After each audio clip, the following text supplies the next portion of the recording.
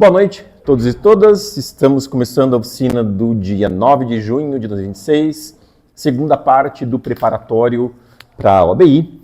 E hoje nós vamos então fazer a prova da segunda fase, da fase 2, nível sênior, né, que é nível universitário, modalidade de programação.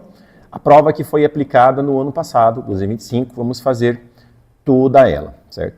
Então, os problemas são estes, né? Arara, mania de ímpar, um desafio muito distinto e feira de artesanato.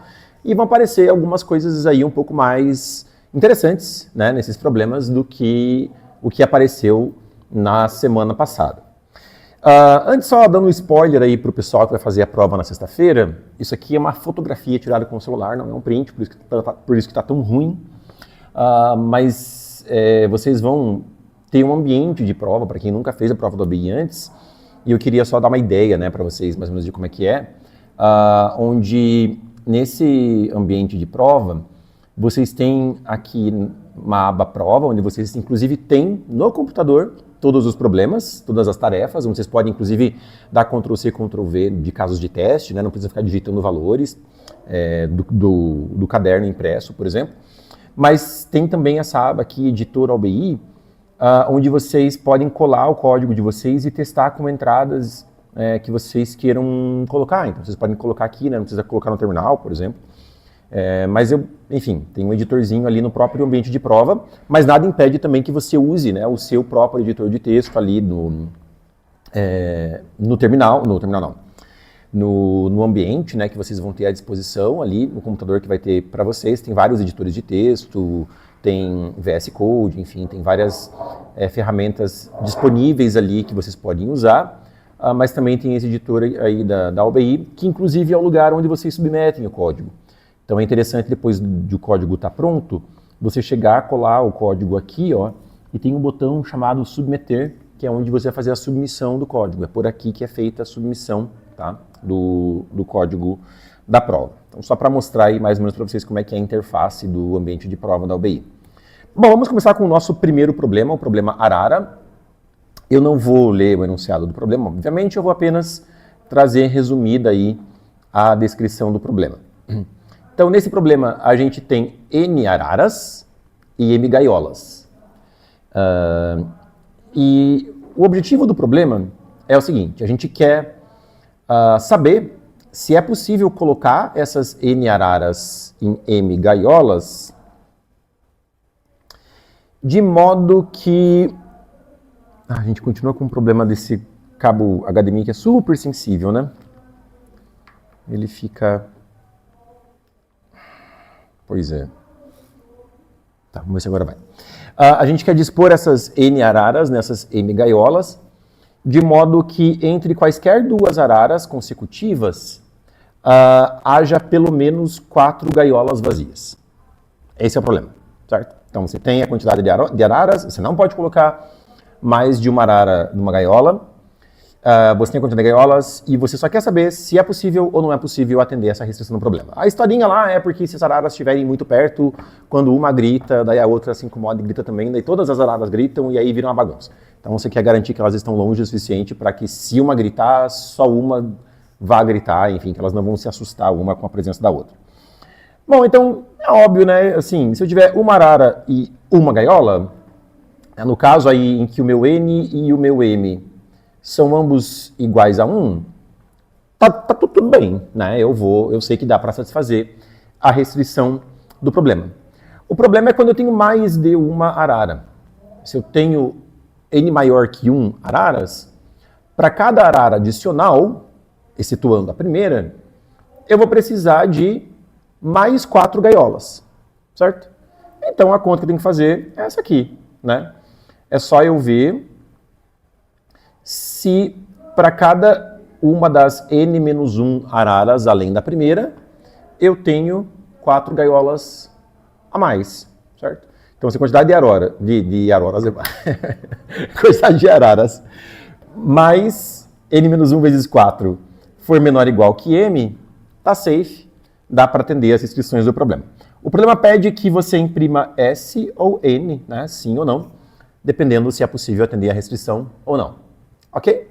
Então, vamos lá. Vamos fazer aí a implementação rapidinho.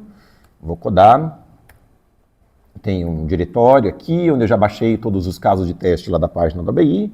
Vou entrar aqui em Arara, aqui em Gabarito, tem todas os casos de teste do problema. Esse problema é um problema bastante simples, os valores de N e M são muito pequenos, são até 1000, e só tem uma bateria de testes para esse problema. Né? Tanto que não tem pontuação parcial, a tarefa vale 100 pontos e pronto, porque não tem baterias com subrestrições, como é típico, né, dos problemas da OBI. Então eu vou criar aqui um código, vou chamar de arara.cpp, daquele esquema que a gente fez na semana passada. Então, se você não viu a parte 1 desse preparatório para a OBI, pare tudo que você está fazendo agora, dê pausa nesse vídeo no YouTube e pegue a parte 1 para você entender o que é isso aqui, né? Como a gente falou na aula passada, como fazer o template de um código C ou C++. Então veja lá o vídeo da semana passada, da parte 1 do preparatório para a OBI. Então vamos lá, a gente vai ter que ler os inteiros aí N e M. Vamos ler com um scanf mesmo, esse código vai ser um código 100% C. A única exceção é que ele tem um cabeçalho de C++, pelos motivos que a gente explicou na semana passada. E tudo que eu vou fazer é testar, né? Fazer o teste lá, se M é maior ou igual que N mais N menos 1 vezes 4. E se for, quer dizer que eu tenho gaiolas suficiente, então imprimo S. Se não, eu vou imprimir N. Beleza? E é isso. Vou então compilar o código, como a gente também conversou na semana passada, com G++. Mesmo código em C puro, compile com G++, submeta como código de C++. Não submeta código como se ele fosse um código de C. Compilou sem problema nenhum. Vou executar para alguns valores aqui, né? 2,10, sim. 3,10, não, que é a resposta. E 3,11, sim, que é a resposta. Vou rodar, então, usando o meu script .judge. Também falei sobre ele na semana passada, né? Inclusive, quem quiser o script pode pedir para mim lá na lista do Telegram do clube. Ele simplesmente é um for que itera sobre todos os casos de teste e vê se o programa está funcionando. Então eu vou .judge, arara.cpp, que é o código, e passou em tudo. Vou até aumentar aqui esse terminal. Tá tudo certo. Beleza?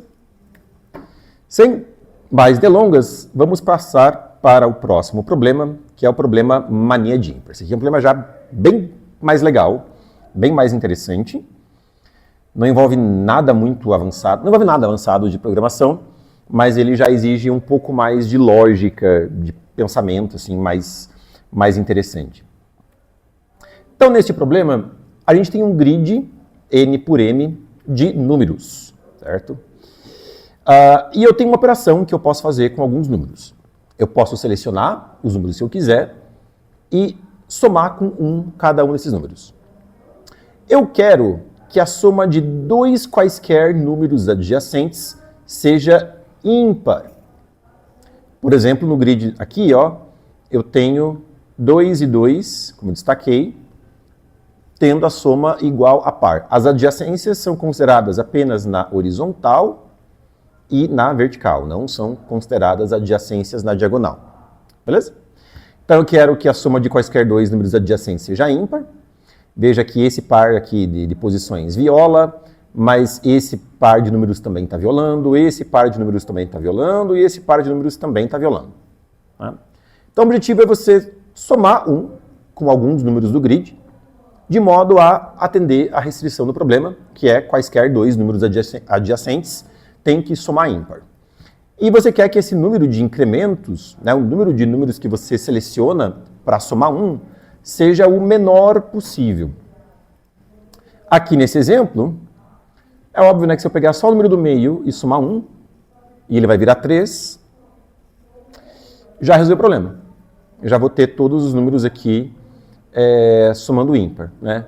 1 mais 2, 3, 2 mais 1, 3, 2 mais 3, 5. Vocês podem verificar aqui que a soma de quaisquer dois adjacentes dá ímpar. Ok? Tranquilo?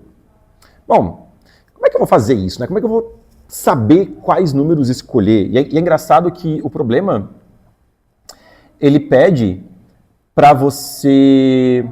vamos falar aqui um pouquinho sobre o formato da entrada, o formato da saída. A entrada é o grid, né? Primeiro você recebe na primeira linha as dimensões do grid, número de linhas e número de colunas, e depois vem o grid de números, a matriz N por M, contendo os inteiros. E aí você tem que imprimir na saída não só o menor número de incrementos que você tem que operar na matriz, mas você também precisa imprimir a matriz após os incrementos. Então o próprio problema já está dizendo, né, já está garantindo que a solução vai ser única. É uma única resposta que você vai ter possível aí, certo? E aí, como é que eu encontro, né, essa única possível resposta? Tem que pensar um pouquinho o problema.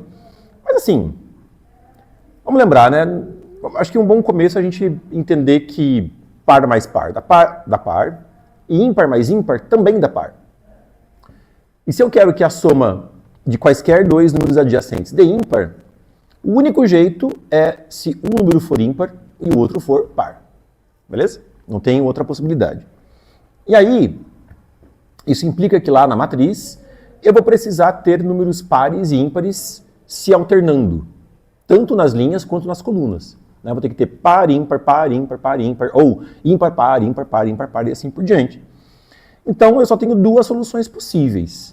Aqui eu coloquei essas soluções esquematizadas, colocando a paridade apenas dos números. 0 indica que é um número par, 1 indica que é um número ímpar. Beleza? Então, ou eu tenho a solução que é em que eu começo na primeira posição da matriz, né, na posição 0, 0, eu começo com o número par, e aí vou ter par, ímpar, etc. E na próxima linha, ímpar, par, etc. E na próxima linha, par, ímpar, etc. Então, esta é uma possibilidade, né? Começar na célula 00 com par, ou começar na célula 00 com ímpar. E aí eu preciso ter o padrão determinado pela escolha que eu faço para a célula 00. Eu não tenho nenhuma outra possibilidade além dessas duas. Ou é a primeira opção, ou é a segunda opção. O que eu posso fazer? Considerar as duas. Considero uma opção de forçar os números a serem par, ímpar, e depois ímpar, par, etc. E aí, o que é forçar os números? Bom, eu olho para o número, vejo se ele está com a paridade esperada para aquela posição. Se não está, eu somo 1, certo? E altero a paridade dele. Então, faço essa simulação para a primeira opção aqui, e depois faço essa simulação para a segunda opção. Aquela opção que me der o menor número de incrementos é a resposta. Beleza? Tranquilo, né? E vejam que, como é que eu sei, né, que o número tem a paridade esperada? Dá para perceber que isso é uma coisa bem legal até, né? Você olhar aqui na matriz e ver que a paridade é determinada pela soma dos índices da linha e da coluna. Então, essa primeira solução aqui é a solução em que eu quero que o número acompanhe a paridade da soma dos índices. Então, quando I mais J é par, eu quero que o número na posição IJ seja par. Quando I mais J é ímpar, 0 mais 1, 0 mais 3 é ímpar, ou 2 mais 1, né, 2 mais 3, ímpar. Então, quando a soma dos índices é ímpar, eu quero que o número naquela posição seja ímpar. Beleza? Então, eu quero, né, que na posição IJ a paridade seja a mesma da soma I mais J. Isso caracteriza a primeira solução aqui. Já a segunda solução é caracterizada quando a paridade do número na posição IJ é diferente da paridade da soma dos índices I mais, dos índices I e J. Beleza? Então isso caracteriza uma e outra solução. A gente testa as duas e vê quantos incrementos dá em cada uma e sabe qual que é a resposta. Tudo bem? O problema garante que apenas que a solução é única, né? Então, não vai acontecer de ambas as simulações empatarem e você ter que, sei lá, chutar, né, qual das duas você quer. Beleza? Alguma pergunta? Não? Tranquilo? Então, vamos codar esse problema.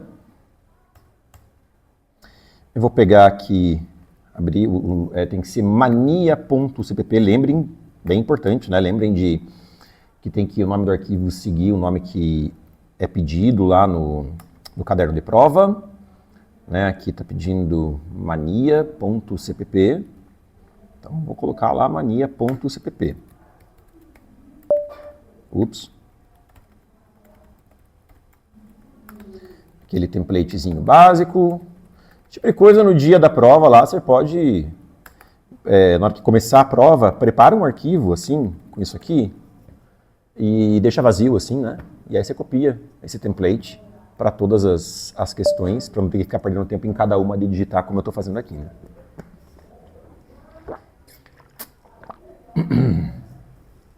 Muito bem. Então eu vou ter os inteiros n e m, e vou ter o grid, né, que é um grid bem grandão, max por max. O enunciado do problema fala que... não é tão grande assim não, vai até 100. No máximo 100 colunas e 100 linhas, sempre aloca, né, com um pouquinho a mais de posições e beleza. Então eu vou, em primeiro lugar, ler o N e o M. Na sequência, vou ler os números no grid.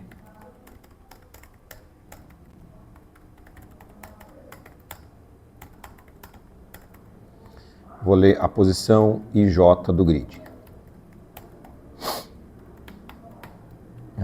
Grid G, posição I, J. Agora que eu li o grid, eu vou preparar as duas matrizes onde eu vou fazer a simulação. Eu vou ter a matriz A1 e a matriz A2. Ops. Que inicialmente elas vão ser cópias da matriz G, né? Vão ser cópias da matriz G. E aí eu vou passar, né, pela matriz G, decidindo se na posição IJ eu vou incrementar A1 ou vou incrementar A2. Beleza? Então é isso que eu vou fazer aqui. E eu vou ter duas variáveis para guardar os resultados, o número, né, de incrementos em cada uma das duas simulações. Vou chamar essas variáveis de resposta 1, começa em 0, e resposta 2 começa em 0. A quantidade de incrementos que eu realizei na simulação 1, quantidade de incrementos que realizei na simulação 2. E, bom, é isso, né? Vou pegar aqui, varrer a matriz G. Então, eu vou verificar se no grid, na posição IJ, a paridade acompanha a paridade da soma I mais J. Né? Então, eu posso fazer mod 2 assim, ou até, quem quiser usar E comercial 1, né? E bit a bit 1, é só para pegar o bit menos significativo. Assim eu sei a paridade. Vou colocar aqui mod 2, né? Então, eu vou ver se na posição I mais J do grid, eu tenho um número de mesma paridade que a soma I mais J. Se for o caso, eu vou incrementar...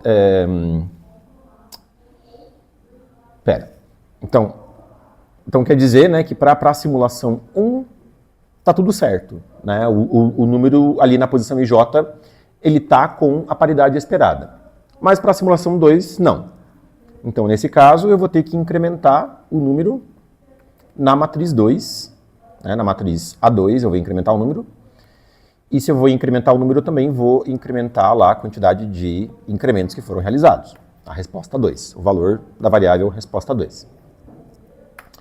Se não, o que eu vou fazer é incrementar o número na matriz A1 e também incrementar o valor de resposta 1, né, que é a quantidade de incrementos que foram realizados aí na matriz A1. Beleza? Okay. Ao final, eu vou imprimir o menor dos dois valores, né? Resposta 1 ou resposta 2. E vou varrer, eu vou printar, né, ou a matriz A1 ou a matriz A2. Então, é isso aqui. Se a matriz, se a resposta 1 é menor ou igual que a resposta 2, eu vou imprimir o elemento na matriz A1. Tem que imprimir com espacinho antes, né? Então, para J maior que 0, como a gente fez isso na aula passada, na semana passada, então eu não vou repetir a explicação, né? Mas se eu estou varrendo uma linha aí e estou numa coluna que não é a coluna 0, eu imprimo um espaço antes de imprimir o elemento. Beleza? Se não, o cara que eu vou printar é a posição IJ da matriz A2. E ao final de cada linha eu preciso printar 1/n.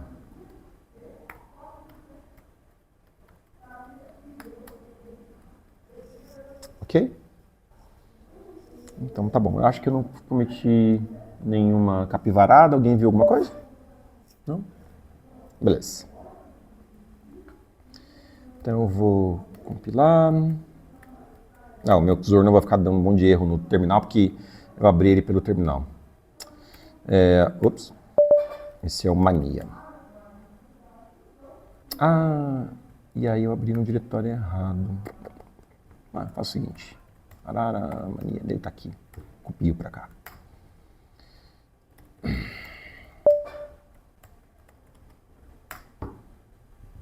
Beleza. Aqui eu vou querer fazer aquele esquema de colocar as entradas no arquivo, né? Porque aí me evita de ter que ficar digitando as coisas no terminal.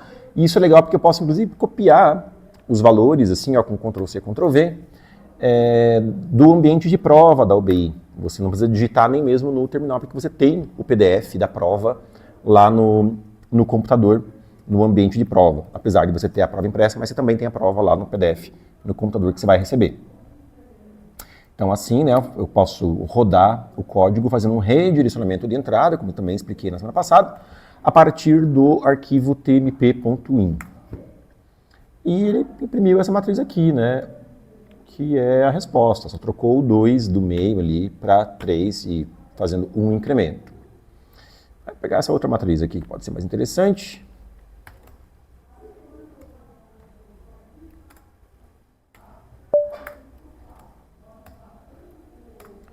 Aqui 4 incrementos realizados, os valores parecem ser estes mesmo. Devia ter colocado assim lado a lado, né? Mas tudo bem. A gente bate o olho e acha que está certo. E esse aqui, 1, 2, 3, 4, 5, não realiza nenhum incremento. Os números já alternam, né, as suas paridades.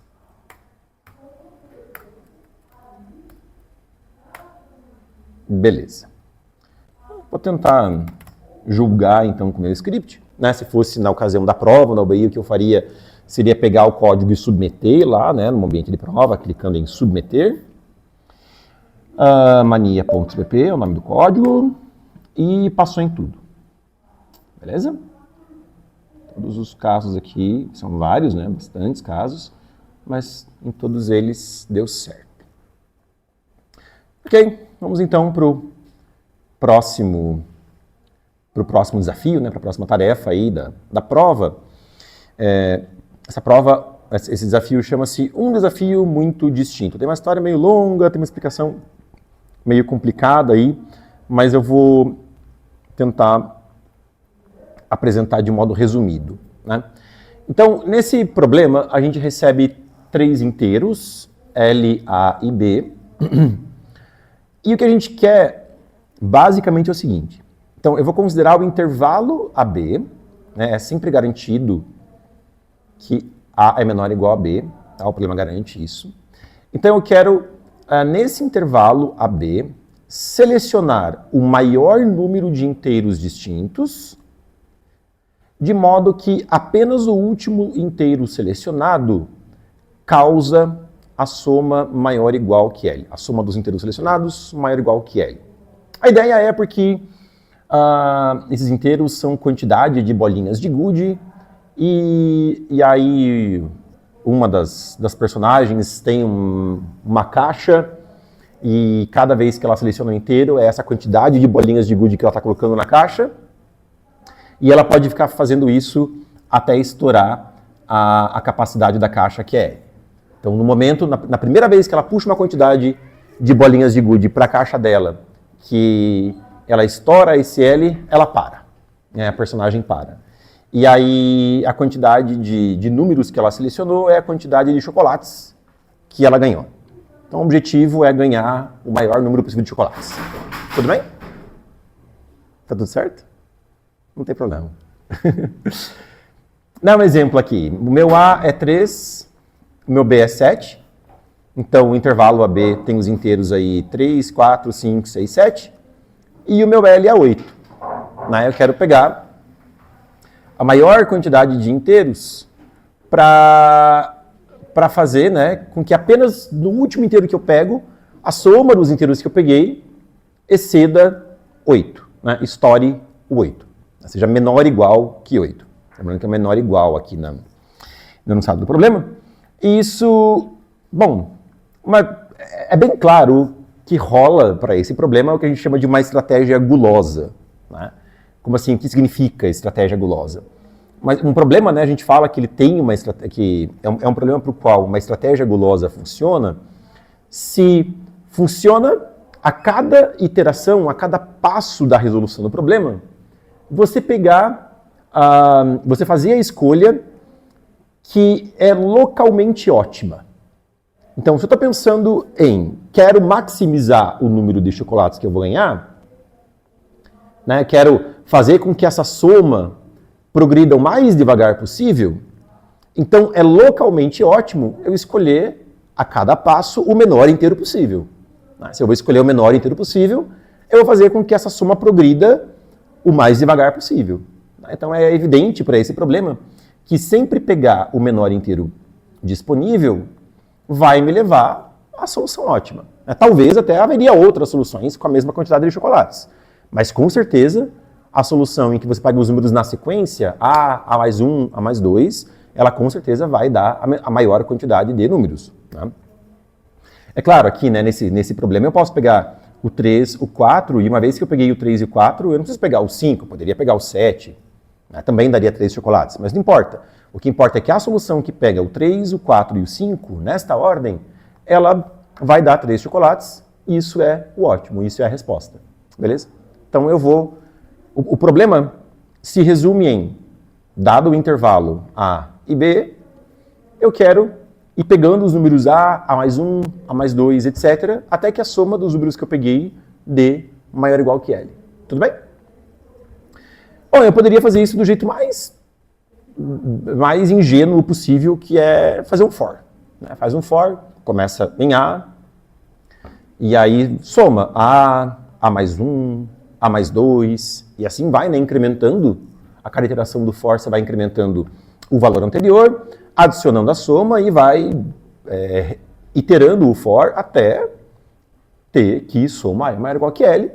E você depois conta, né? Tem um contadorzinho ali para ver o número de iterações do for que você fez. E isso, com certeza, vai dar a resposta correta do problema. Só que a gente tem uma dificuldade extra para esse problema aqui. Né? Nas baterias Lembrando que os problemas da OBI, eles têm várias baterias de teste. Então, essa solução ingênua, ela até passaria em algumas baterias, você poderia receber uma nota parcial por esse problema, mas tem baterias em que os valores de A e de B vão até 2 bilhões. 2 bilhões. E aí, se A e B estiverem muito longe um do outro, quer dizer que a quantidade de números entre eles pode ser, né, uma quantidade também da ordem de 2 bilhões. Né? E aí você executar 2 bilhões de operações, não vai rolar. Vai fazer com que o teu programa seja abortado para essa bateria de casos de teste com valores de A e B muito grandes. A gente espera aí de problemas em que a gente consegue rodar os programas dentro do limite de tempo esperado, né, sem que ele seja abortado. A gente espera que para 1 segundo que eles deixam o teu programa rodando, dá para você executar, sei lá, 5 vezes 10 na 7ª operações, ou 10 na 8ª operações, no pau brabo, mas não muito mais que isso. Né? Então, 2 bilhões é 20 vezes mais do que o tempo esperado, né, para o teu programa rodar. Ele com certeza vai ser abortado antes do tempo. Né, ele é um programa 20 vezes mais lento aí do que a solução esperada, então a gente não vai trabalhar com essa solução. A gente vai ter que ter uma solução um pouco mais esperta, né, que não faça essa busca linear, né, por todos os valores de A mais 1, etc., até achar, né, qual que é a posição em que a soma estoura o L. Então a gente vai ter que fazer algo melhor. Bom, vamos lá. E tem mais um detalhe, nem falei para vocês. Aqui no enunciado do problema, a gente vai receber vários casos de teste numa única entrada. Então o primeiro valor da entrada é um dado P, e a gente vai ter que resolver P casos de teste do problema, P instâncias do problema, e o P pode ir até 10 na 4ª. Então, na verdade, você nem quer executar 2 bilhões, você quer executar 2 vezes 5 vezes 10 na 13 operações. Isso aqui você não vai executar em 1 segundo de jeito nenhum. Tá? Você vai precisar aí de muito mais, são 10 na 14 operações que você vai executar. Então, aqui você vai acabar precisando aí de, sei lá, cerca de 10 milhões de segundos, não 1 segundo, né, para o teu programa rodar. Não vai dar certo. Bom, mas assim, então, tá, a gente já sabe, né, que a gente quer encontrar o menor inteiro x. X aqui é a quantidade de números que eu estou pegando, certo? E eu quero encontrar o menor x, tal que a mais 1, mais etc. a mais x menos 1. Que essa soma dê maior ou igual que L. Veja que é o menor inteiro x, quer dizer, é o primeiro x para o qual essa soma dá maior ou igual que L. Né? X aqui é a quantidade, beleza? Então é a mais 1 mais até a mais x menos 1. Veja que a quantidade de números aqui deu x, né? Porque começou com a mais 0, a mais 1, etc., até a mais x menos 1. Gente, dá para resolver essa soma, né? Essa soma, a mais 1, mais etc., mais a mais x menos 1, isso aqui é a soma de Gauss, que a gente aprende na escola. Né? Se eu somar de fora para dentro, essa soma, cada termo aqui vai dar 2a mais x menos 1. E a quantidade de termos é x sobre 2, né? Porque x é a quantidade. Então, isso aqui dá 2a mais x menos 1, que é o valor da soma de cada par, vezes a quantidade de pares, que é x sobre 2, está aqui a fórmula. Né? Mas veja, eu quero encontrar o x, né? Esse aqui é o valor da soma se eu tivesse o x. Mas tudo bem. Bom, eu quero o menor x tal que vale essa desigualdade. Né? Essa desigualdade, para quem fizer as contas, é a mesma que esta desigualdade. Né? Da x² mais 2a menos 1 x menos 2L maior ou igual que 0. Beleza? Isso aqui vale quando x é maior ou igual que isso aqui usando Bhaskara. Para todo x real maior ou igual que esse valor, está valendo essa desigualdade. Então, é só você pegar o primeiro inteiro x, né, o primeiro inteiro x para o qual vale essa desigualdade aqui.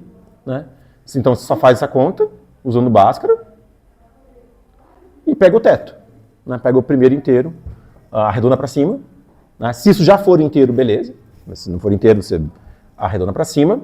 E isso vai dar o primeiro x, o menor x, que satisfaz a desigualdade. Tranquilo? E essa é uma solução O de 1, né? Porque é o número constante de contas que eu vou fazer e eu vou obter o x que eu preciso. Né? Então vão ser 5 vezes 10 na quarta casos de teste, instâncias que vão estar numa única entrada, mas para cada instância eu faço um número constante de continhas. Então o número de operações vai ser proporcional a 5 vezes 10 na quarta. Vai ser dessa ordem de grandeza, isso vai passar em um segundo tranquilamente. Né? Essa solução passa. Minha única advertência em relação a essa solução é porque assim, os valores são grandes, né? A gente viu aí, deixa eu voltar aqui, deixa aqui. No enunciado do problema, os valores A, B, L são valores grandes. Inclusive, a gente precisa trabalhar essas contas todas em long, né? Se fosse fazer com inteiros, não daria para fazer com int, né? Porque excedem 10 a nona. O L, por exemplo, é 10 na 12. Né? Então, a gente não pode trabalhar só em int.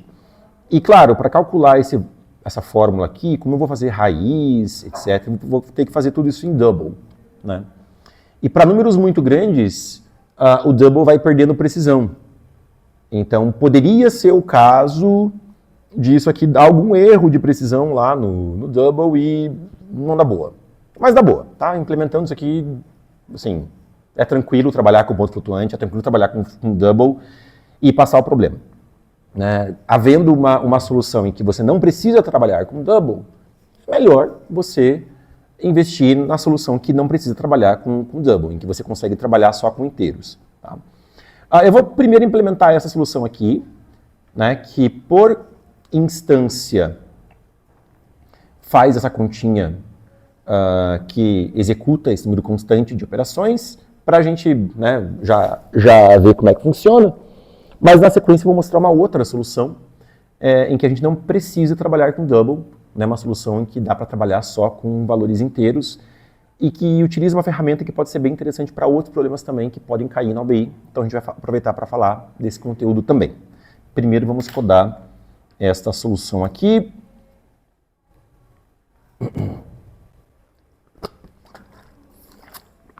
Este é o problema desafio. Ups. É distinto. Distinto.pp. Ups. O que eu fiz? Tá bom. Tá, já entendi já. Ixi. Tá bom.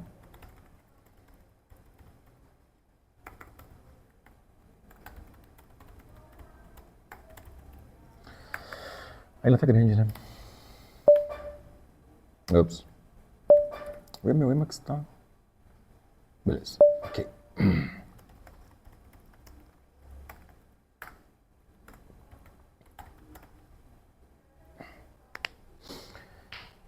Então eu vou ter aqui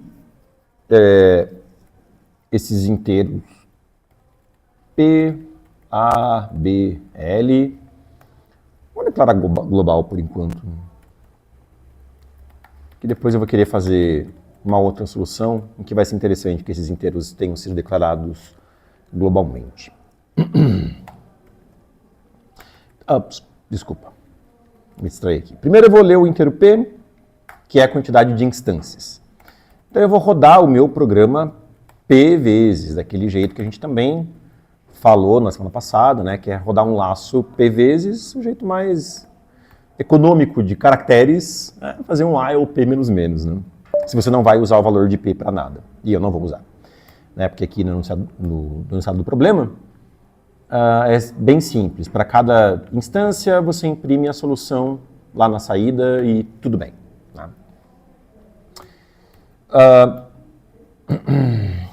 E aí, dentro de cada instância, eu vou ler os valores A e B. E L também. É primeiro L, depois A, depois B. De acordo com a descrição do problema. Mas lembrando, né, A e B até cabem no int, só que eu vou querer somar esses caras. E aí, na hora que eu começar a somar, eu vou perder, inclusive, a capacidade, né? Não vai mais caber no int a soma de muitos números da ordem de grandeza de A e de B. Mas L já nem cabe no int, porque L já pode ser número até 10 na 12. Então eu já vou declarar A, B e L do tipo long, que daí é tranquilo, né? Operar números da ordem de 10 na 12, 2 bilhões, etc. Eu já posso fazer as coisas com mais tranquilidade. Então já li os inteiros A, B e L, e o que eu vou fazer é calcular aquele x lá, conforme a gente desenvolveu aqui no slide, né? É o teto, né, arredondando para cima, é o teto. A gente também mostrou a função teto na semana passada, é a função ceil, né, da math.h. O bacana de a gente começar o nosso código com um cabeçalho desses é que ele já inclui todas as bibliotecas que a gente precisa, né? Então não precisa eu vir aqui na mão e colocar include math.h. Então a fórmula é essa aqui, né? É 1 menos 2a, certo? 1 menos 2a mais a raiz quadrada de 2a menos 1 quadrado. Então é 2a menos 1 vezes 2a menos 1. Dentro da raiz quadrada vai ter um mais 8L, mais 8 vezes L. Deixa eu aumentar aqui um pouco. E tudo isso a gente precisa dividir por 2. Então, divide por 2. No numerador, a gente já vai ter uma raiz quadrada, então isso aqui já vai ser um double, né? Então essa divisão aqui vai ser interpretada como divisão de double. Não preciso me preocupar.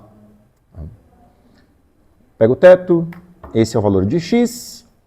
Depois que eu peguei o valor de x, é só imprimir, né, o valor de x.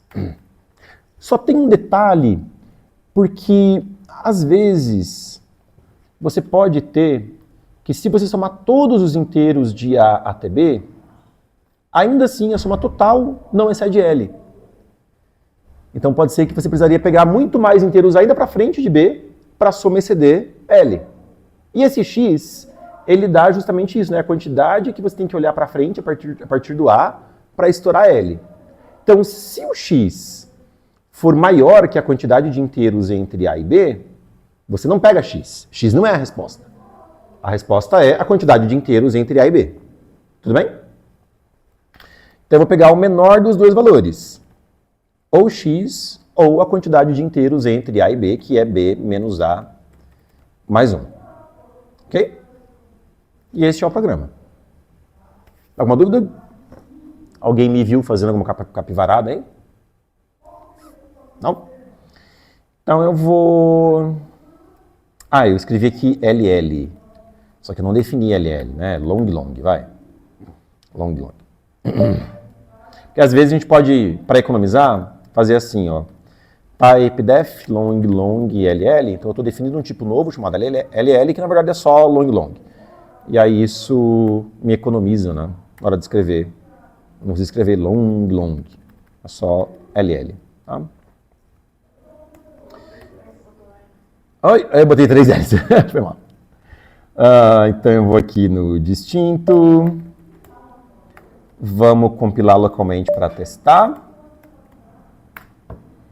Sempre compilando, né, com -w_all para mostrar todos os warnings. Vou rodar Eu vou montar um caso de teste aqui que já vai conter... Ah, olha só. Ah, mas eu vou... Acho que não está na ordem. Vai conter todos os casos da prova. Então eu pego... Aqui eu tenho 3, 7, 3, 8, 3, 7... Só que daí não vão ser duas instâncias, né? Vão ser, sei lá, depois tem que ver quantas vão ser. E aí eu vou pegar mais instâncias aqui, ó. Vou pegar esse 10, 1, 3... E vou pegar essas aqui também, ó.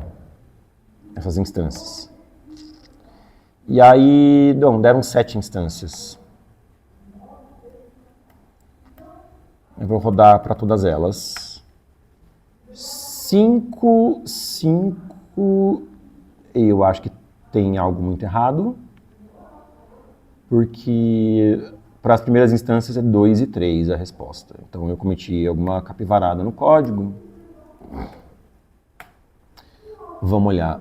1 menos 2a mais raiz de 2a menos 1 quadrado mais 8L sobre 2 teto.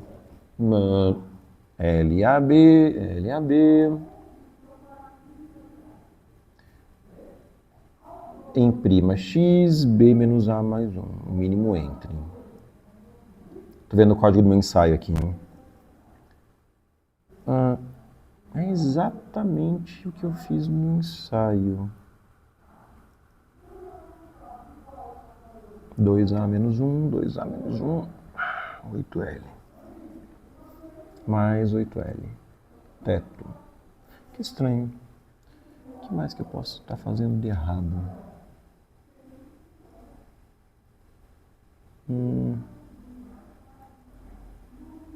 Né? Ué. Não é divisão de inteiro, porque tem um SQRT ali, né? Ó. No numerador, isso aqui vai dar double, porque tem um SQRT. O que eu fiz de errado? 2A, 1 menos 2A. A gente tá igualzinho o código.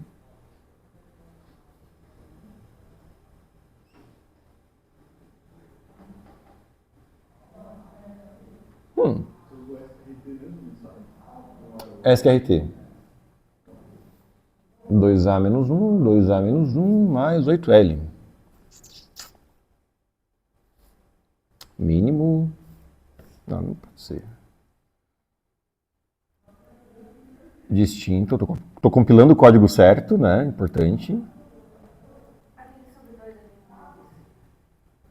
Então, é sobre 2. Isso tá certo.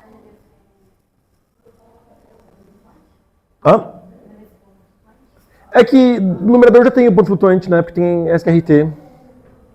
Mas posso colocar um ponto aqui, mas não é isso.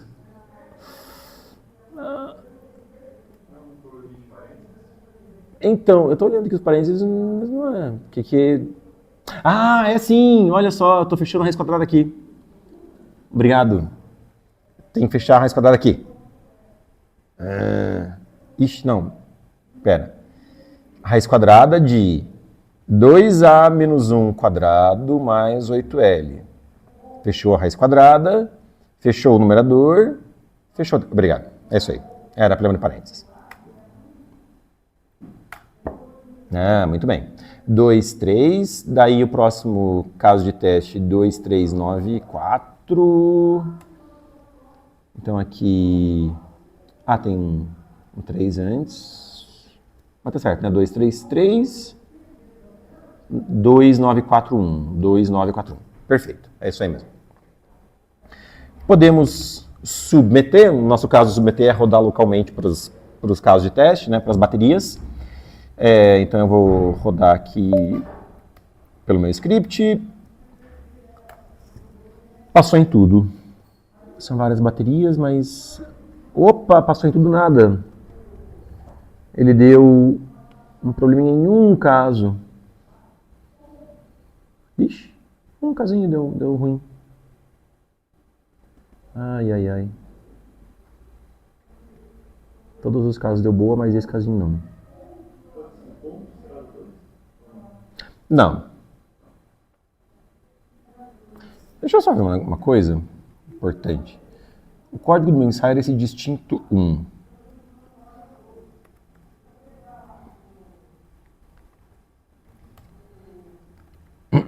Que é um casinho bem no meio lá da bateria. Eu estou desconfiado de uma coisa.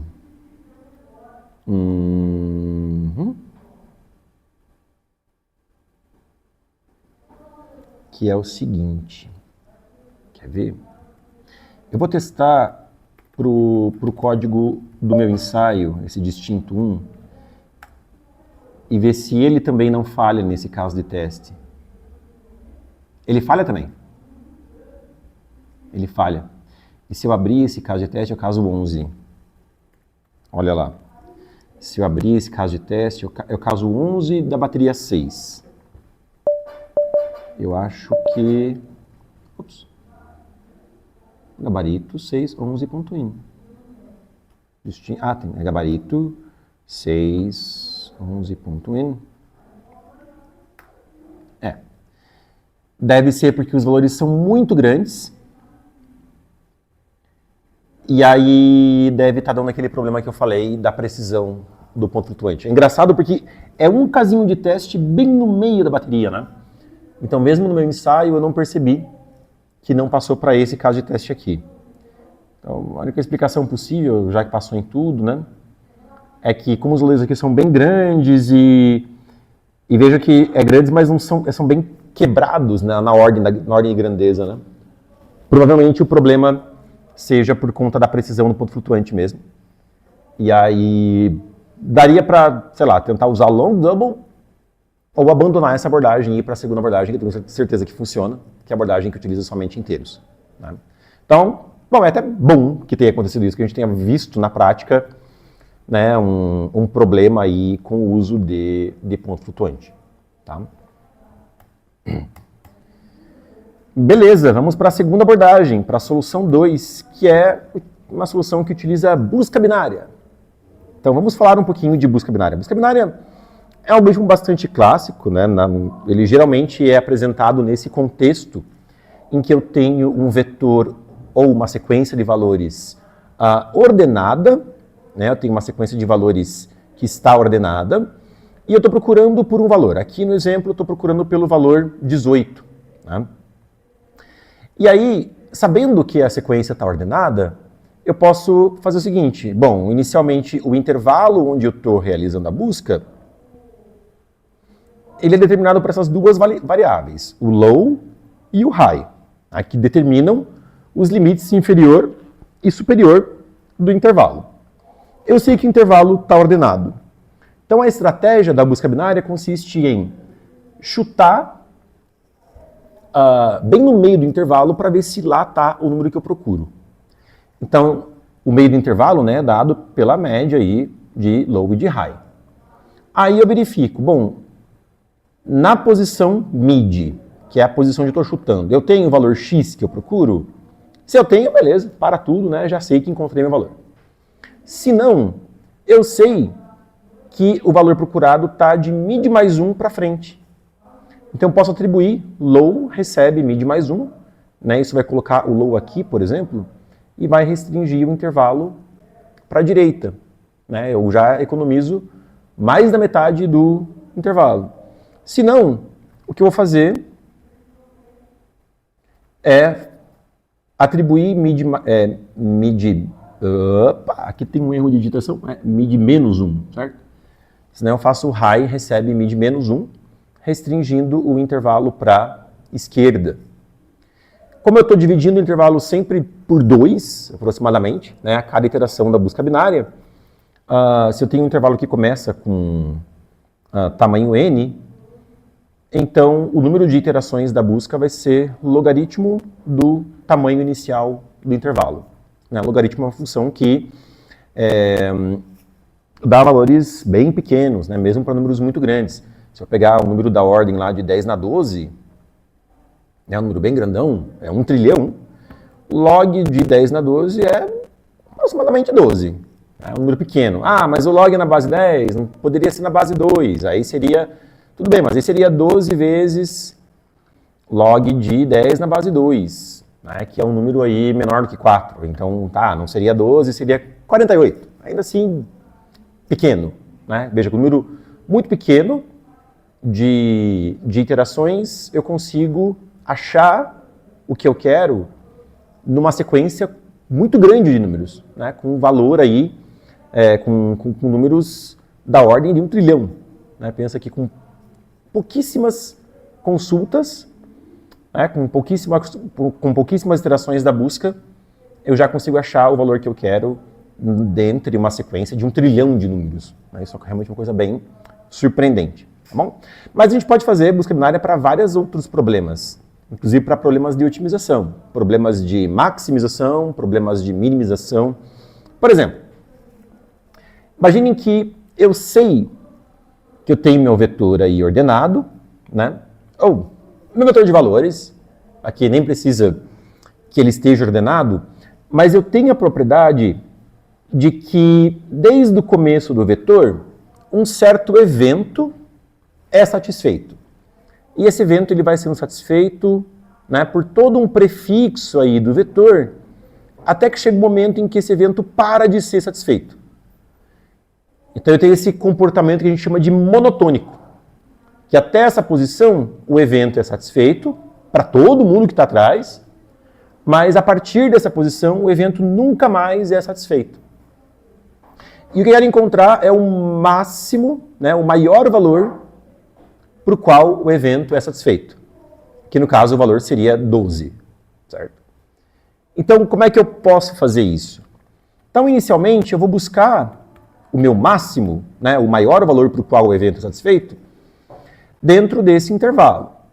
Né? Eu vou setar o meu low colocando dentro, ele vai delimitar o intervalo por baixo, e eu vou colocar o meu high fora do intervalo, né? Quer dizer, ele restringe o intervalo por cima, mas eu já sei que na posição high não está o valor que eu procuro. Por que isso? Ó, chuto o mid, que é low mais high dividido por 2. Né? E aí verifico se na posição mid o evento é satisfeito.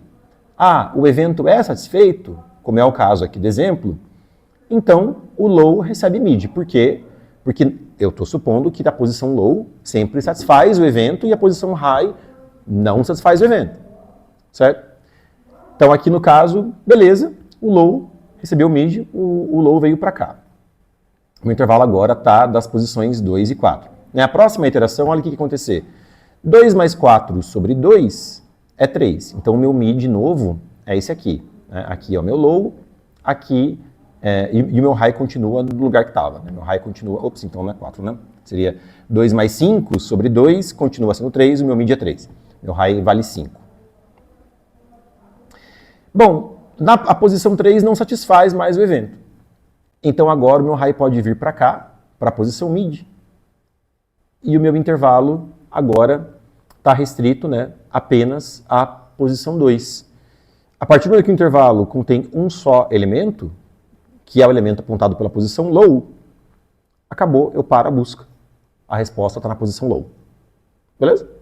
Isso não é para um problema em que eu busco maximizar, né, encontrar até onde no vetor um dado evento acontece. E assim também posso ter um problema de minimização. Né? Então eu tenho uma posição a partir da qual um evento é sempre satisfeito. E aí eu quero minimizar, quero encontrar a menor posição para a qual o evento passa a valer dali em diante. Então a mesma coisa. Só que agora eu coloco o high dentro do intervalo e o low fora. Então eu chutei o mid. Na posição mid o evento está sendo satisfeito?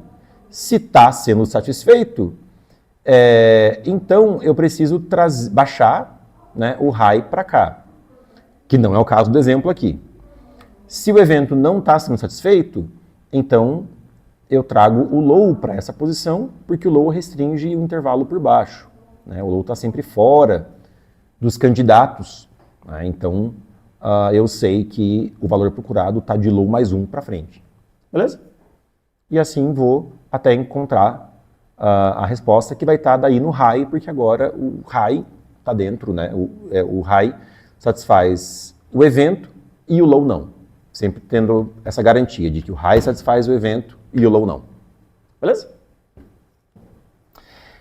Então, no nosso problema, né, a gente quer encontrar... Então, a gente tem, né, o vetor de números lá, o vetor não, a sequência de números, que não é nem o vetor, a gente não vai guardar a sequência no vetor, porque isso vai demorar muito tempo, mas a gente tem a sequência de números, e a gente tem os valores da soma desses números, né, eles existem. Então, 3, 7, 12, 18, 25, né, então 3 mais 4, 7, 3 mais 4 mais 5, 12, que são os valores das somas acumuladas, né. De novo, aqui não é um vetor mais, é apenas uma sequência de números. Beleza? E aí, a questão toda é, eu quero encontrar a menor posição nessa sequência para qual vale que a soma é maior ou igual que L. É isso que eu quero encontrar. Então, é um problema de minimização, né? Vou fazer daquele jeito lá que eu mostrei para vocês, deixando o high dentro, né? Para o high satisfaz o que eu quero, né, e deixo o low fora. Ok? E é isso. Simples assim. Vamos codar, aí no código vai ficar um pouco mais claro também. Então, vamos lá. Eu vou pegar... Bom, esse aqui é o código distinto que a gente fez. Eu vou deixar ele comentado, né, inclusive com o comentário de que não passa. Não passa. Não receberia 100 na OBI por conta de precisão de ponto flutuante. Quase certeza que esse é o problema com esse código. É porque ele passa em todas as baterias, em todos os casos de teste, é uma coisa muito específica lá, tem cara mesmo de ser problema de precisão de ponto flutuante. Depois valeria até a pena investigar, né, ver qual o valor ali ele errou. Então agora eu tenho os meus valores A, B e L. Eu vou pelo menos copiar essa parte aqui da leitura.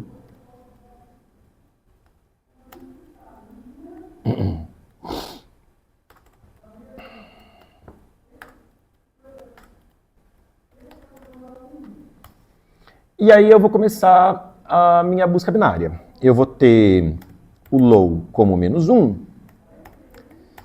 e o high, né, vai ser B menos A mais 1, que é a maior quantidade de chocolates que eu posso obter, o maior valor possível para o X, né? É B menos A mais 1, é pegar todos os inteiros de A a B, isso dá B menos A mais 1 inteiros. Tá? Então, isso é um candidato. Menos 1 não é um candidato. Low está fora, high está dentro. E aí eu vou iterar minha busca binária enquanto high menos low é maior ou igual que 2, enquanto eu tenho pelo menos 2 candidatos, porque se eu tiver um candidato só eu já decidi. Lembrando que a partir desse momento aqui, quando a busca binária acaba, high é o cara. Né? High é onde está a resposta, então eu vou simplesmente imprimir o valor de high. E aqui eu nem preciso testar, né, se excedeu o B menos A mais 1, porque o maior valor possível para o raio já vai ser o B menos A mais 1. Então, ainda que a quantidade de X que estourasse o L fosse maior que isso, eu nem considero, né, eu vou ficar com B menos A mais 1, que é a resposta, e tudo bem. Aqui, então, eu vou pegar o mid, né, que é low mais high sobre 2, como a gente conversou. É uma divisão inteira mesmo, né? Se low mais high é ímpar, ele arredonda para baixo e está tudo bem, não tem problema, é quociente de divisão, está tudo certo. Não tem nenhum problema em relação a isso. E aí eu preciso saber, então, dos números desde A mais 1, etc., A mais 2, etc., até A mais mid menos 1, né? que no caso dá uma quantidade de mid, números. Qual que é o valor dessa soma? Né? Qual que é o valor dessa soma? Isso, sei lá, eu posso resolver localmente, mas acho que vale a pena fazer uma função para isso, uma função f, que recebe esse valor de x lembrando que A e B estão globais, estrategicamente, né? E calcula o valor da soma A mais 1, mais A mais 2, etc. A mais X menos 1. Isso que a gente até já fez ali anteriormente, né? Isso é 2A mais X menos 1 vezes X sobre 2, né? Esse é o valor. Então é isso que a gente tem que retornar lá na nossa função, que é 2 vezes A mais X menos 1 vezes X sobre 2. O resultado disso sempre vai dar inteiro, não precisa se preocupar aqui com ponto flutuante. A divisão vai ser divisão inteira e tá tudo certo. Beleza? Então aqui, chutei um valor no meio do intervalo onde eu estou fazendo a busca, né, pelo menor inteiro x, para o qual essa função é maior ou igual que L. Então eu testo. F de mid é maior ou igual que L? Deu que é maior ou igual que L. Então o high cai para mid. High está sempre dentro do intervalo de candidatos.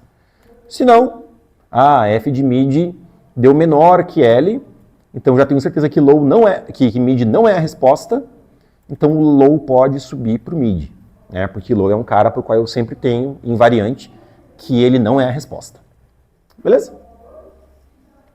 É isso. Esse é o código com busca binária, bem simplesinho. Aqui a gente não está fazendo O de 1 operações por instância, mas é O de log, né, no intervalo ali entre A e B. Também é um número bem pequeno de operações, não tem nenhum problema. É quase constante. Uma pergunta? Alguém viu alguma capivarada no código? Não? Eu vou compilar. Ops. Pena que no meu ensaio eu não percebi que ali, bem no meio dos casos de teste, tinha um erro. Mas foi divertido, né? Assim a gente percebeu aqui que deu errado. E eu, na verdade, gostei mais assim, que deu errado com ponto flutuante. Né? E assim vocês viram que a busca binária era realmente necessária para resolver esse exercício. Não era uma opção, ela era necessária para resolver o exercício, porque aqui a gente não trabalha com ponto flutuante, né? Não trabalha com double. Eu vou rodar aqui para a mesma bateria de casos de teste, para o mesmo arquivo lá temporário, 2332941, que eram as respostas. Vou então rodar o meu judge, o script. E agora sim passou em tudo, inclusive nos casos mais complicadinhos. Né? Tudo dando sorrisinho, carinha feliz, inclusive o caso lá que era o 6.11, carinha feliz, tudo certo. Beleza? Muito bem, podemos ir para o último problema da prova, que é o problema feira de artesanato. Problema bem legal também. Eu acho ele talvez um pouco menos legal que os anteriores em nível de pensamento, em nível de raciocínio. Né? O problema mania de ímpar exigiu ali você ter que elaborar um pouquinho o problema, ter que ter a sacada de quais eram as duas opções de solução. Né? Ele, assim, era mais fácil de implementar, mas exigia um raciocínio mais elaborado, mais interessante na minha opinião.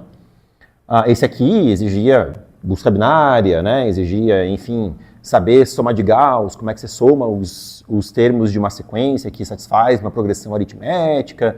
Então, legalzinho também.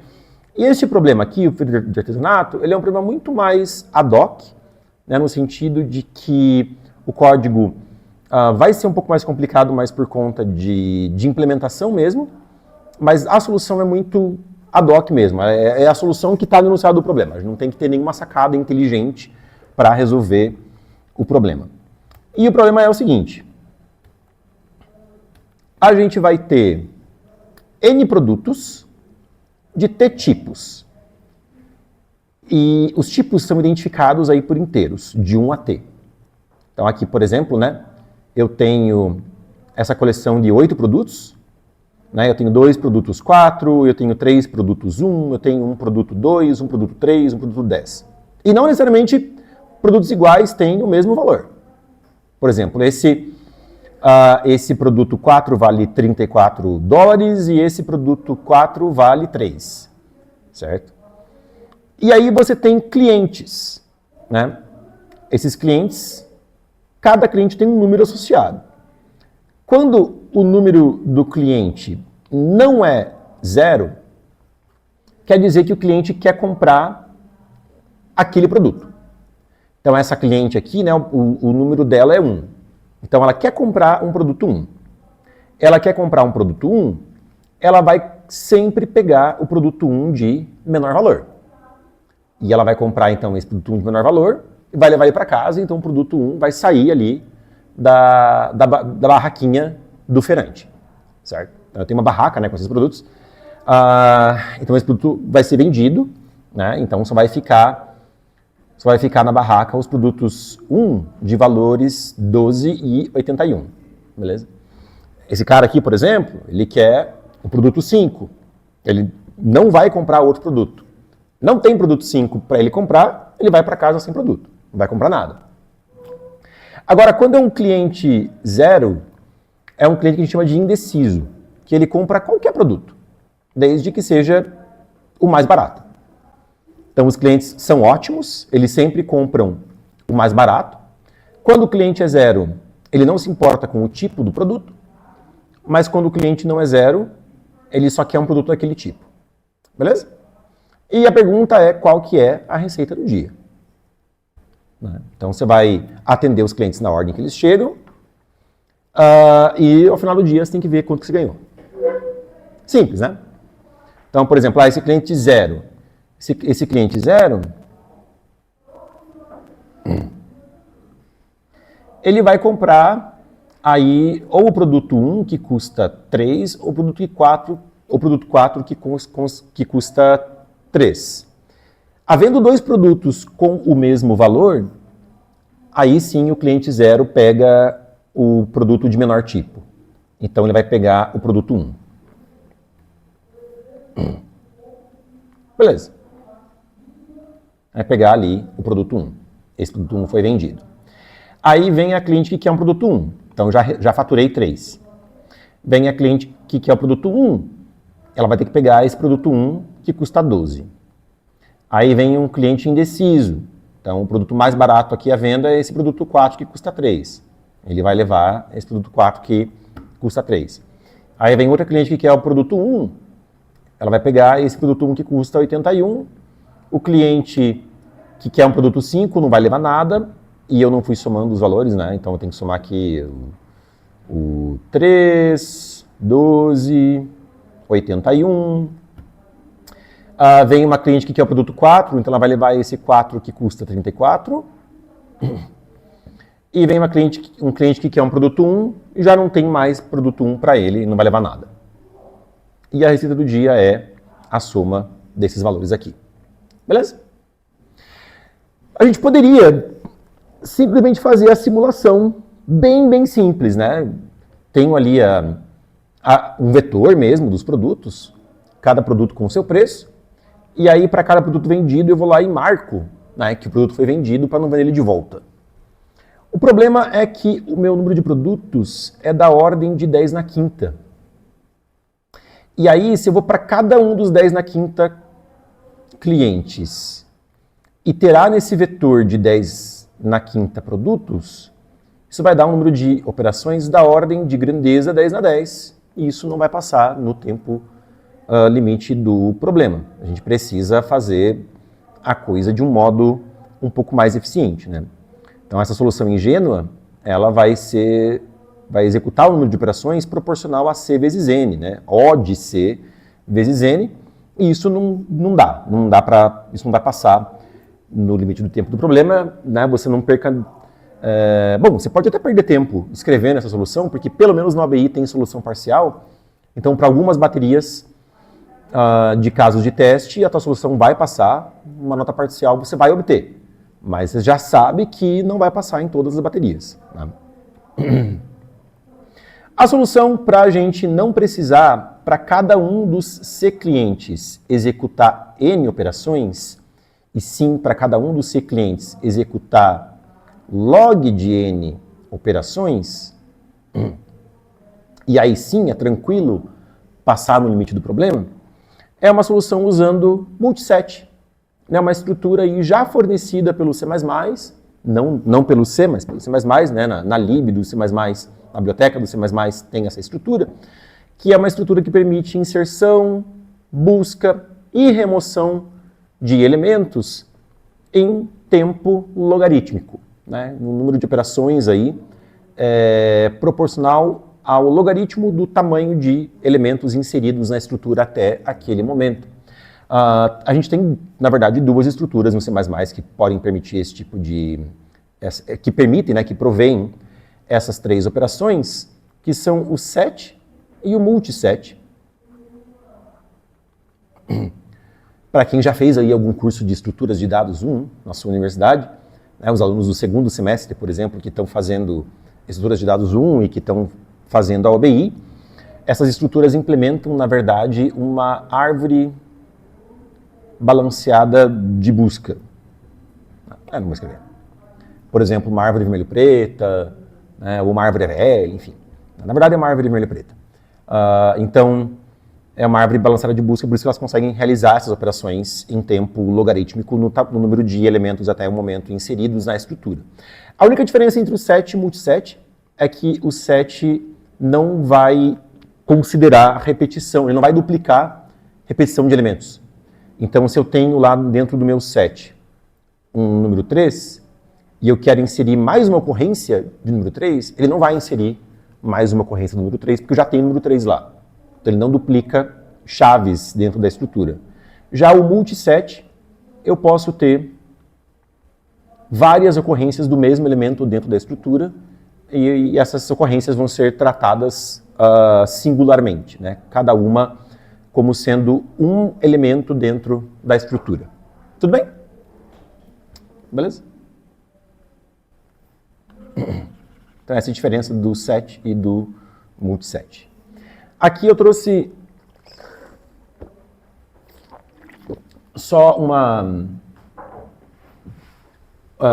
um esquema, né, de como a gente criaria essa estrutura aqui, tudo bem? Tudo certo? Vocês tentaram o código do anterior lá para ver o ponto flutuante? Do context, tá bom. Então, ok. Então a gente vai fazer, né, a nossa barraca, só que a diferença é que a nossa barraca vai ser um multiset, barraca, e para cada produto eu vou ter um par de inteiros, né? Cada produto ele tem o seu preço e o seu tipo. Lembrando ali, né, cada produto tem o seu preço e o seu tipo. E é importante você organizar a estrutura, se a tua estrutura, cada elemento dela vai ser uma tupla de valores, o primeiro valor tem que ser o valor pelo qual você quer organizar a estrutura, pelo qual você quer que os elementos sejam ordenados, né? Você só vai ter essas operações inserção, busca, remoção, de modo eficiente, se você tiver os elementos lá dentro ordenados pelo valor que te importa, né? Então, por exemplo, o cliente 0 chega, ele quer encontrar qual que é o produto de menor preço. Então, preço é o critério. Eu vou precisar, então, organizar primeiro por preço a minha barraca, né, primeiro por preço e depois por tipo. Então eu estou definindo aqui um tipo, né, que eu estou chamando de II, que ele é um pair de int com int. Ele vai criar uma tupla, um par de dois valores, né? Então cada elemento dentro do meu multiset vai ser do tipo II, contendo aí dois valores. Para criar um par de inteiros, eu só coloco II e passo os dois inteiros e ele cria esse par. Então, para inserir um par desses na barraca, eu uso essa linha aqui, ó. Barraca, que barraca é o nome, né, da minha estrutura, multiset que eu criei. Então, eu coloco barraca.insert e coloco o par que eu estou criando com esses dois valores, preço e tipo. Simples assim.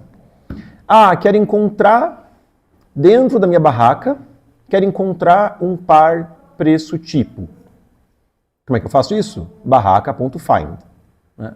.find é a função que vai encontrar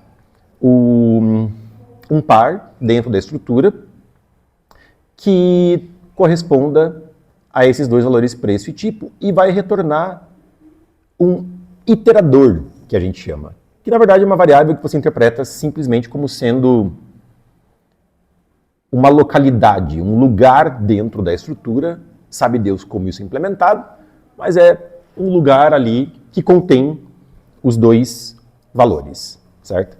Então por isso que eu até declarei como alto. Né? Não importa muito bem o que é isso aqui, mas é um alto IT. Você sabe que IT vai ser o lugar onde estão esses dois, onde está esse par desses dois valores. Se eu quiser, inclusive, dereferenciar, acessar, né, esses dois valores, eu posso fazer simplesmente asterisco IT. Aí isso vira o par. Aí isso vira o par que tem lá dentro os dois valores. Tá bom? É só colocar um asterisco na frente. Se não tiver dentro da barraca nenhum par que coincida com o par que eu procuro, eu vou conseguir identificar isso porque o valor de IT vai ser igual a um iterador especial da barraca, que é o ponto end da barraca. O ponto end da barraca é o iterador do fim, que marca o fim da barraca. E aí esses dois iteradores vão coincidir, indicando que eu não encontrei o par que eu procurava dentro da barraca. Para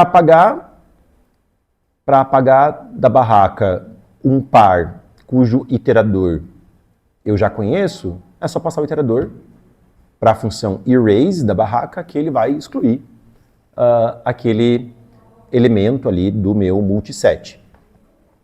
Detalhe que eu posso, eu não preciso, né, fazer o find, guardar no iterador e aí passar o iterador para o erase, eu posso fazer tudo na mesma linha. Deixa eu limpar um pouco aqui os rabiscos.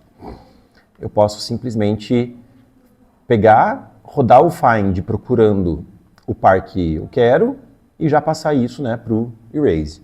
Ele já vai apagar esse cara.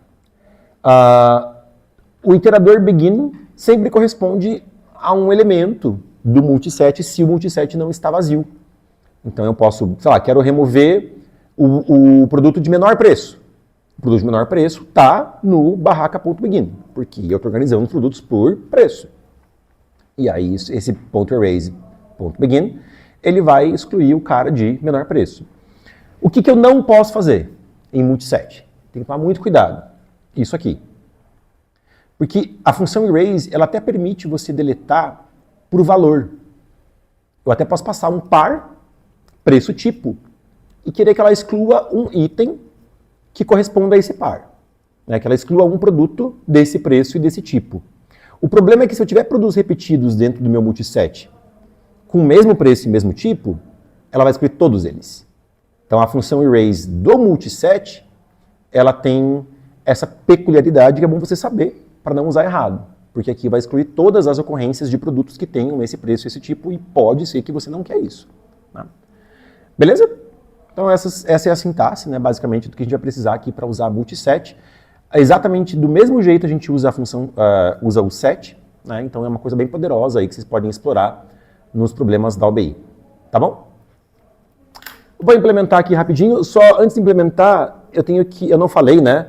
Como que eu vou lidar com as pessoas que querem produtos de tipos específicos.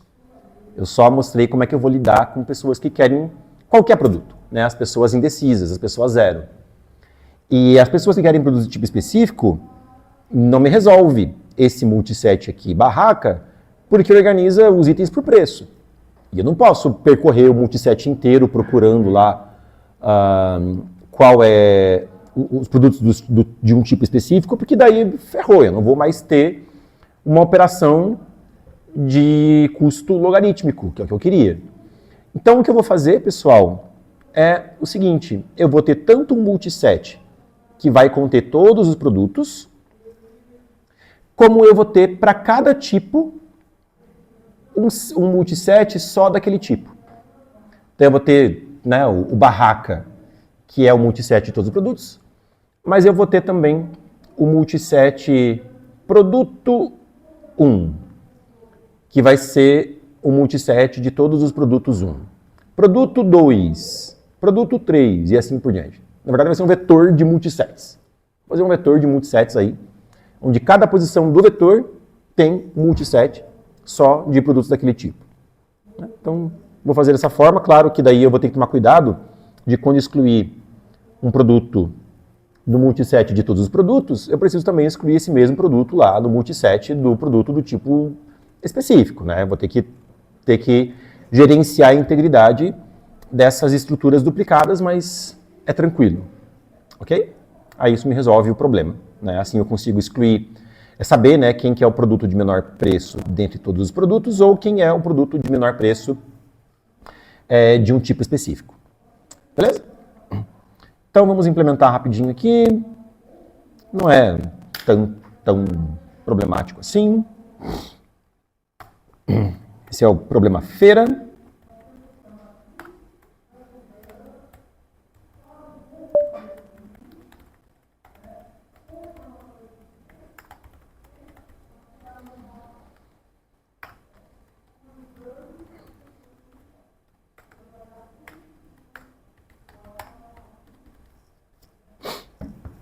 Aqui eu vou ter os inteiros N, T e C, né, quantidade de produtos, quantidade de tipos e quantidade de clientes, que são, tipos e clientes, N e T, são os primeiros inteiros que eu pego da entrada. E aí, a entrada é assim, eu tenho número de produtos, número de tipos. Aí vem os tipos dos N produtos e os preços dos N produtos na mesma ordem, certo? Então, obviamente, né, que para eu criar o meu multiset de todos os produtos, o meu multiset barraca, por exemplo, eu preciso ler primeiro todos os tipos e depois ler todos os preços, né? Então, eu preciso guardar esses valores em vetores intermediários. Então, eu vou ter aí... E esses valores, inclusive, eles cabem, né, o preço é da ordem de 10 na sexta, então tá tudo certo, né? Eu vou guardar isso em vetores de int. Eu vou ter esse int que eu chamei aqui de tipo e preço. Vou tentar manter os mesmos nomes que eu usei no código do meu ensaio, porque se depois precisar debugar, fica mais fácil de identificar. E no máximo eu vou ter 10 na quinta elementos, 10 na quinta produtos. Lembrando, né, aloca os vetores sempre com um pouquinho a mais de posições. É um número da ordem de grandeza de 10 na quinta, mas maior do que 10 na quinta. Tá? Então eu vou ler esses N produtos. Primeiro eu vou descobrir os tipos deles.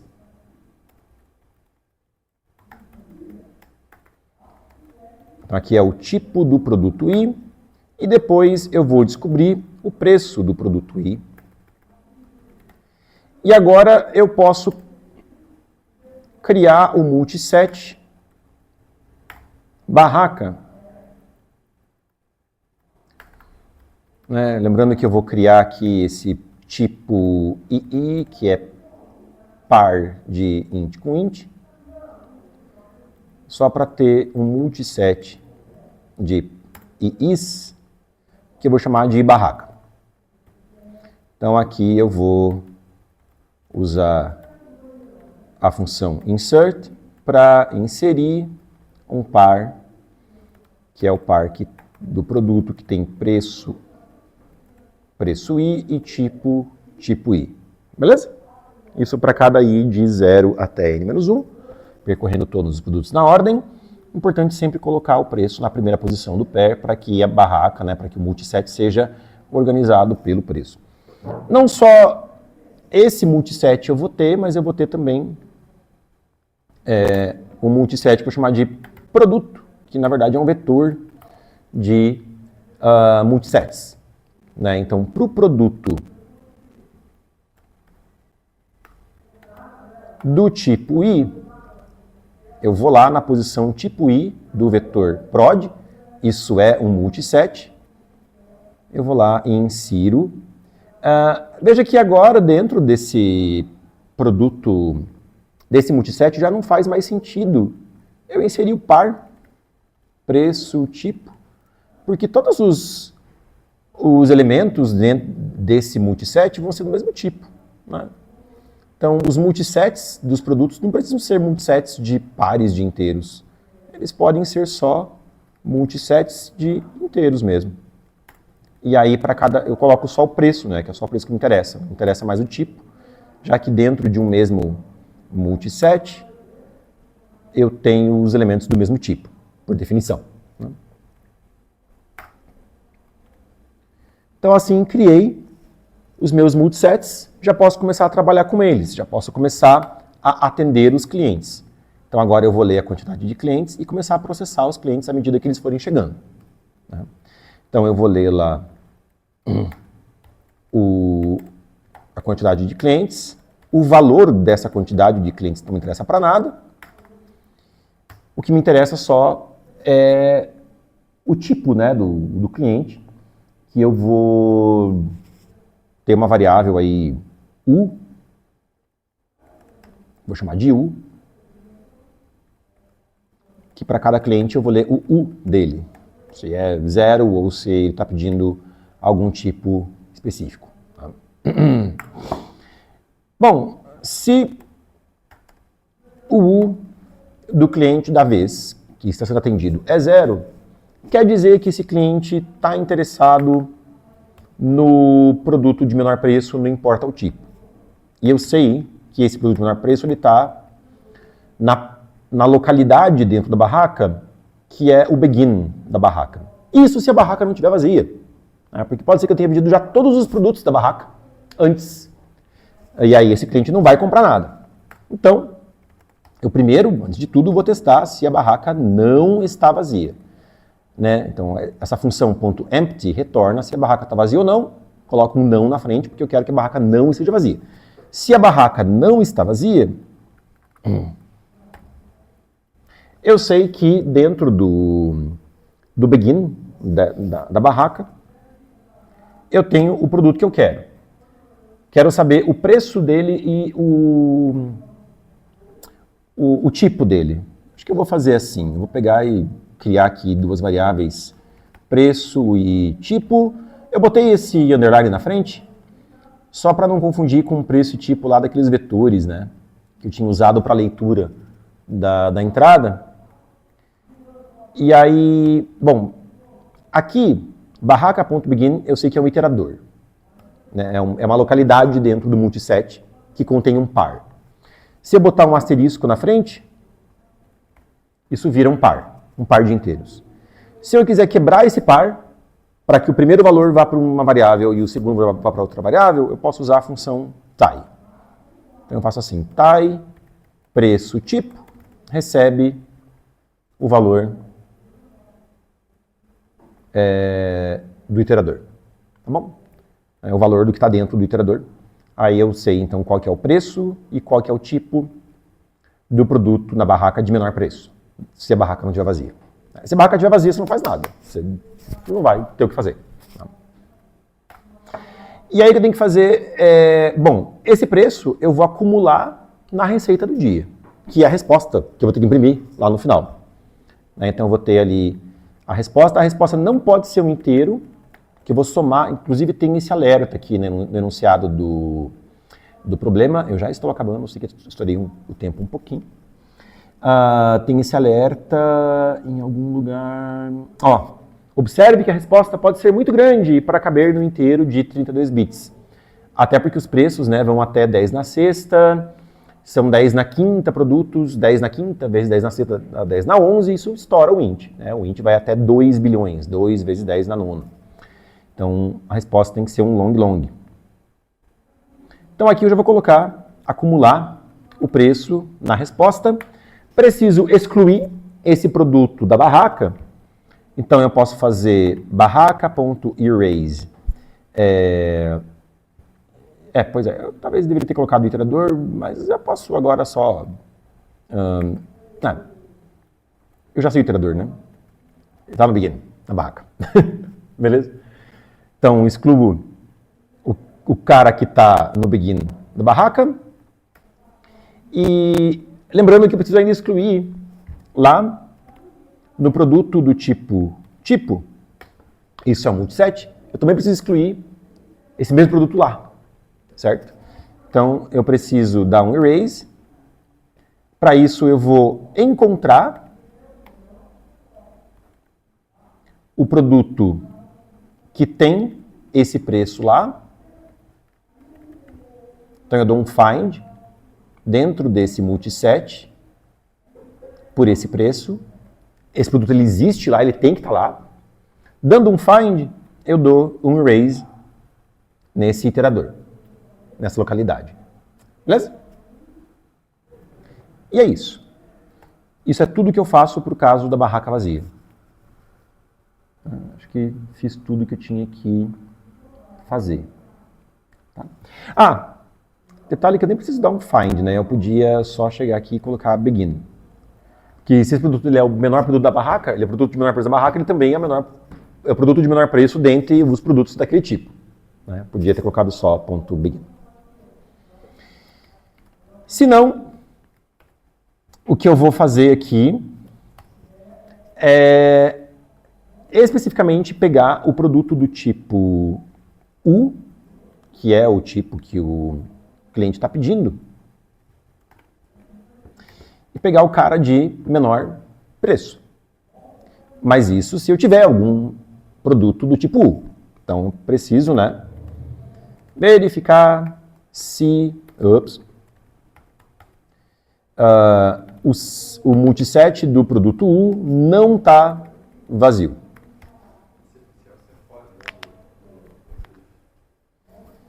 Esse else, sim. Obrigado.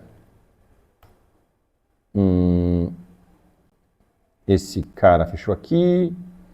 Esse cara fechou aqui. Por que o meu Emacs não está indentando certo? Não, acho que agora está. Não, essa chave... Ah, para baixo? Ah, aqui eu vejo depois. Eu faço esse esquema aqui que para a indentação vai me apontar se tem chaves erradas ou não. Tá? Aqui é o caso do if u igual a 0. E esse else é daqui, né? Quando o u não é 0. Aí, se o produto do tipo u não está vazio, o que eu preciso, a mesma coisa, né? Pega o cara que está lá na posição begin e pega o preço dele. Lembrando que prod u é um multiset de ints, de preço só. Eu só guardo o preço dentro do multiset do produto U, porque não preciso guardar o tipo, já que o tipo é U. A resposta eu vou acumular com o preço que eu descobri. Faltou asterisco aqui, obrigado. A resposta eu vou acumular com o preço que eu descobri. Então, esse produto foi vendido. Preciso excluí-lo do multiset do produto U.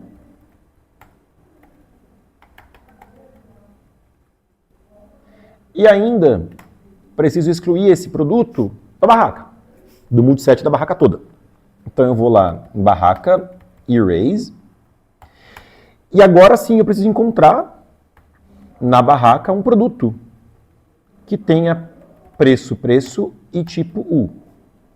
Uso o find para encontrar esse produto e erase para deletar. Deixa eu resolver as chaves todas aqui. Essa chave fecha aqui. Essa chave fecha o else. Beleza. Então assim eu processei tudo que dizia respeito a esse cliente. Essa chave fecha o while dos clientes. Né? Ao final de ter processado todos os clientes, vou mover aquela chave para lá, eu vou imprimir a resposta.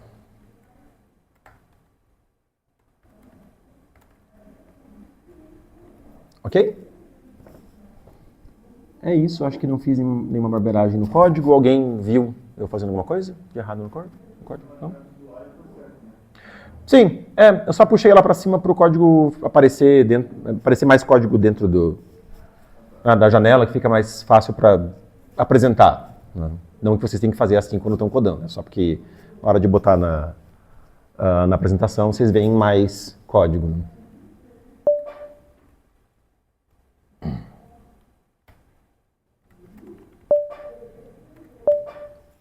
Opa, eu estou no diretório errado.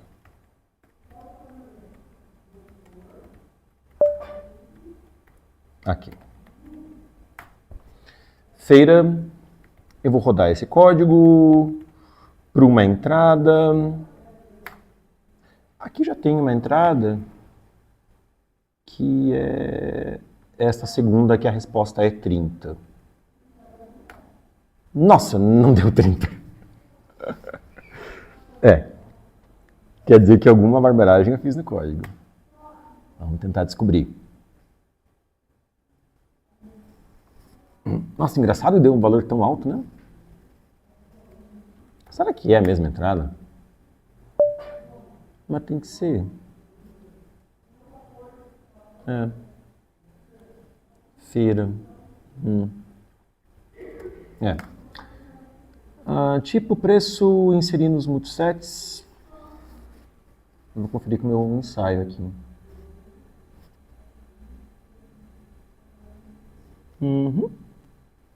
Daí estou rodando, li o tipo do cliente, se é 0 e a barraca não está vazia. Aqui eu fiz igualzinho, tá? Preço, tipo, begin. Dá um erase no begin, dá um erase no produto tipo. Se o produto não está vazio, preço, a resposta acumula com o preço.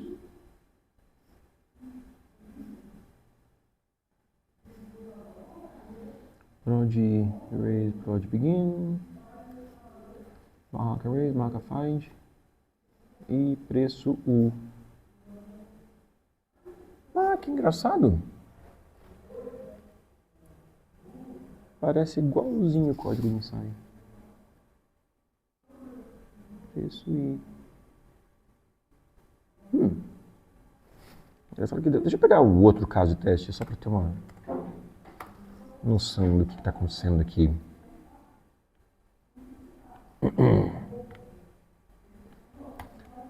(133) tem que dar a resposta.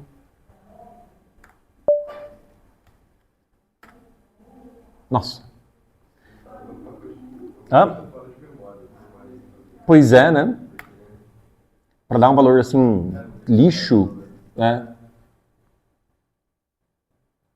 Preço.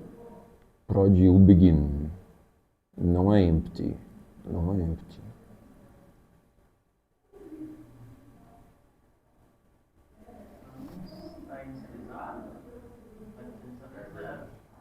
Como é que é? Meu Deus, a resposta tem que inicializar com 0. É isso. Obrigado. 133, que é a resposta. Está consistente agora, pelo menos. Roda várias vezes e vê se está consistente. Ok, tá. Na verdade, não é inicialização. Era isso, né? Eu vou acumular uma soma de uma variável, eu tenho que inicializar a variável com 0, galera. Sempre. Tá?